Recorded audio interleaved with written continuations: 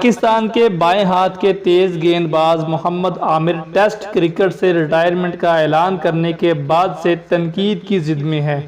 لیکن اب انہوں نے ٹویٹر پر ایک ایسی حرکت کر دی کہ پاکستان اور بھارت میں ہنگامہ برپا ہو گیا۔ محمد عامر کی جانب سے ٹیسٹ کرکٹ سے ریٹائرمنٹ کے اعلان کے بعد جب یہ خبریں سامنے آنے لگیں کہ وہ برطانوی شہریت لینا چاہتے ہیں تو اس پر کرکٹر کو کڑی تنقید کا نشانہ بنایا گیا۔ جب تنقید حد سے بڑھی تو ایک صحافی نے محمد عامر کی حمایت میں ٹویٹ کرتے ہوئے لکھا،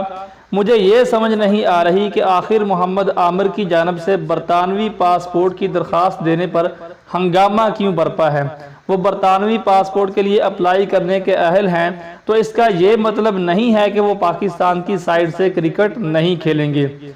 صادق نامی صحافی نے یہ ٹویٹ کیا تو ایک بھارتی شہری ابھیشیک بندال نے لکھا، میرا خیال ہے کہ محمد عامر کو دہشت گرد ملک کو چھوڑ دینا چاہیے۔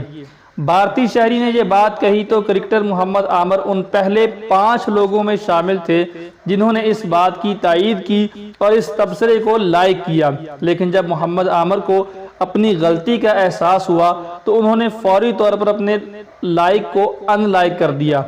لیکن اس سے پہلے کہ محمد عامر کمنٹ کو ان لائک کرتے، اس سے پہلے ہی اسکرین شاٹ لیے جا چکے تھے جو سوشل میڈیا پر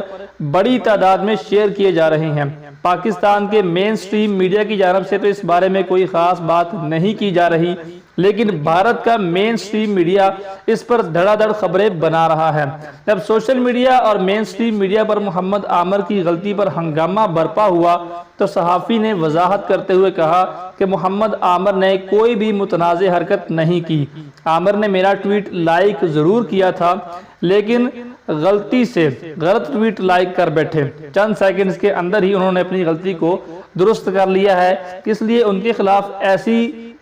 میڈیا رپورٹنگ کرنا بالکل بھی ٹھیک نہیں۔